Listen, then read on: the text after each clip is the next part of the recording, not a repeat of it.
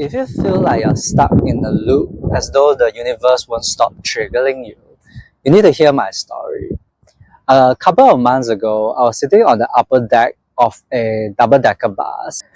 Whenever I was traveling by bus, I will always head for the top floor because it felt so peaceful there. There's not many people who want to climb out to the second floor, and it gives you a great view of the city. Just as I was settling into the quiet bus, a couple of mere students came upstairs and headed straight to the back. They are chatting loudly and they are playing games on their mobile. And the noise was really distracting and I felt a little bit annoyed. But then I told myself, I only have a few more stops to go, so I decided to just endure it. When I reached my stop, I got off, I enjoyed a walk in the park, and then I went back to the same bus stop and took another double-decker bus. To my surprise, I found myself in the exact same situation. Two teenage boys were already sitting at the back. They were joking and playing their mobile games. Not only were the boys noisy, but the lady in front of me was more irritated than I was. She actually turned around and told them to shh, keep quiet. I was stuck between the noisy teenager and an irritated passenger. Feeling like I couldn't handle both of them, I decided to get off the bus early. So I took another walk in a park connector nearby. Eventually, it was time to go home. I climbed to the upper deck of a third bus, only to find another pair of boys playing loud mobile games at the back. In my mind, I was like, universe, are you kidding me? Two noisy boys, 3 times a day. The same thing kept happening again over and over for me. And I realized I needed to do something different. I had already tried enduring the noise, avoiding it, but none of them worked. This time, I decided that I would simply accept that the boys were there. I chose to be peaceful, regardless of my environment. And as soon as I surrendered and became the peace I wanted to feel, something amazing happened. One of the students suddenly got off the bus. He reached his stop and left. And the other student also stopped playing his game entirely. I was finally able to enjoy the silence and the view all the way back home. Now you might be wondering why I'm sharing this story about a bus.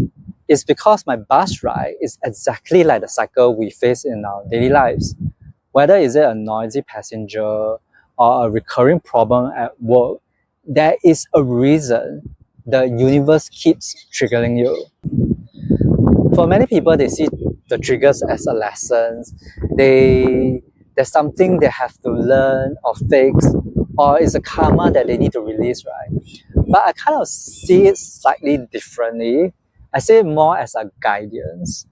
The universe isn't trying to punish you or ask you to fix something in your life. It's trying to get your attention. The universe is always trying to point out to you the next steps to help you expand and evolve. And if you're someone who feels lost in your spiritual journey, you need to pay attention to this little guidance sprinkled along your journey.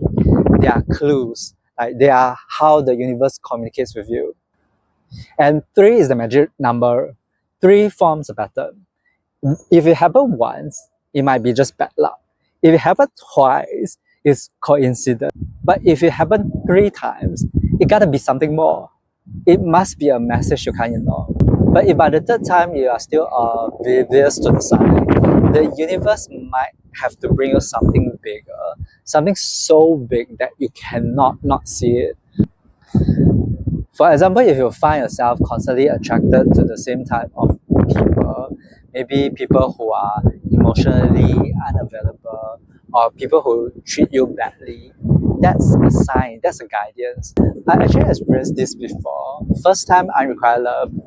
Okay, I'll just find another target. Second time, unrequited love. Again. Okay, maybe I need to look for better targets. But by the 3rd time, unrequited love. It's me. I'm the constant here. But the universe is not like asking you to blame yourself. The universe is guiding you to take a different path. It wants you to understand that doing the same thing will not give you a different result. You can keep changing your partners, but you end up in the same place. Like in my case, ignoring and avoiding the noise on the bus didn't work. I knew I needed to take another approach. I needed to accept the situation as it is. At that moment, what I was guided to learn was that peace doesn't come from the external, it comes from within.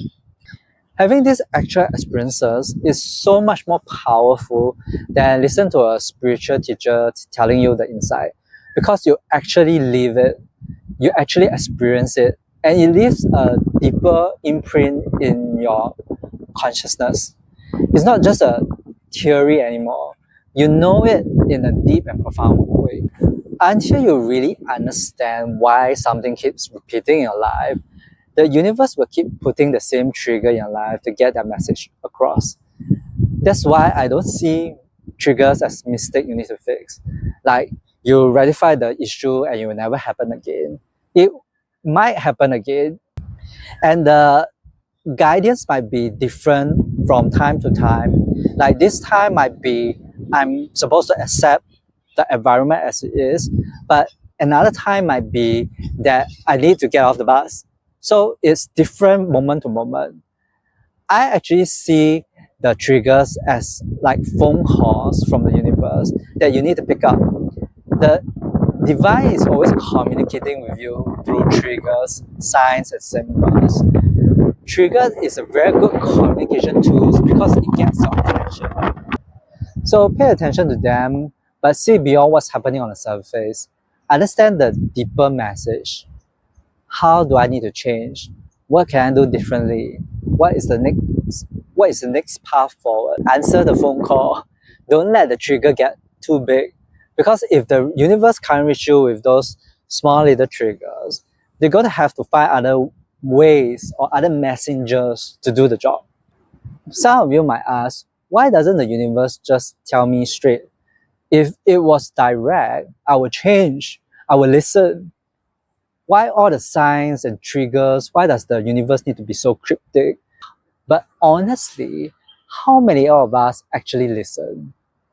And are you sure that the universe hasn't already tried to reach you through words or energy or sensation? Maybe through a clear thought, a voice, and you just simply brush it off.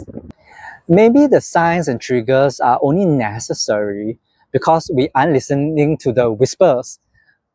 A friend asked me recently if I have always been intuitive. The truth is, I have always been sensitive and intuitive since I was a kid, but I didn't listen to my intuition fully. I was like half in. Sometimes I listen and sometimes I don't. It was only after my spiritual awakening that I realized that every time I ignore that voice, I ended up in the wrong place. Now I trust my intuition and follow it most of the time. If you think that the universe is being too symbolic or indirect, it's likely that you have not been listening. You're just unreachable. It's like the universe is calling you, but you can't hear the phone call because of all the mental chatter and the constant stimulations of the shopping, games, and phones. The divine is guiding you, but you're too distracted by the physical world. The universe has already tried the gentle way first. It sends hints, symbol, a quiet feeling, or a gentle nudge, But if you don't notice those hints, the universe has to make the message bigger so that you can't miss it. That is where pain and suffering comes in. None of us want to suffer, but unfortunately, pain is often the only thing loud enough to catch our attention. It's not a punishment, it's just the universe tuning out the volume because we didn't hear the whisper. It's the universe's last resort to get us back on our path. We often confuse intuition with getting what we want. We think intuition should give us the 6 winning lottery numbers. But intuition doesn't tell you what you want to hear. It tells you what you need to hear. That's why it can be so challenging to listen and follow our intuition. Often the divine is guiding us to do something we don't actually want to do. These are things that we are most afraid of, or the things that requires the most change. And when I say we here, I'm talking about our ego, not our soul. Our soul already has an inner knowing of what we're supposed to do. Our soul actually wants to follow the guidance, the path. It's like our soul is pulling us towards the path, but we are just not listening. And you can't run away from the guidance because you're just running in circles. It's only when we bring a higher perspective to it that the circle becomes, a spiral, that you'll rise upwards. You'll just experience your life the same way again and again, and you will be wondering why nothing changed for you. So now how do we deal with the triggers? It comes down to 3 simple shifts. Step 1 is awareness. Most people live their life on repeat, on autopilot. They get triggered, they complain, and they got triggered again, then it keeps repeating itself. The spiritual shift happens when you stop being so serious. The reason I'm like, are you kidding me, universe? Is because I always have this playful banter with the divine. I always like to play with the divine, like tease and joke with the divine. I know that Source is always supporting me no matter how messy things might look on the surface. There's always a deeper purpose. So instead of complaining, ask yourself, what am I not noticing? Why does the same thing keeps happening for me? What is the universe trying to tell me here? Simply just notice the patterns. Awareness is already 50% of the work. Step 2 is intention, the internal shift. We usually wait for the world to change before we feel better. I'll be at peace when the trigger stops. I'll be happy when the chaos stops. The decision you have to make here is to stop waiting for other people or the outside circumstances to change first. Ask yourself, if the conditions are never going to change, they are going to stay forever the same, how will you change your relationship with them? Change isn't always about doing something different. It's about being something different. Being the love, being the joy, being the peace, regardless of what is happening around me. Your intention has to be, if this isn't working out for me and it keeps producing the same result, I'm going to pivot. I'm going to do something different. I'm going to view things in another way and not just wait for the world to change. And then step 3, surrender. This is where the magic happens. The moment you stop resisting the trigger actually stops being a trigger. It becomes a guidance for you. The trigger is actually a paradox. The thing, person, or their action is a trigger only because you perceive it as so.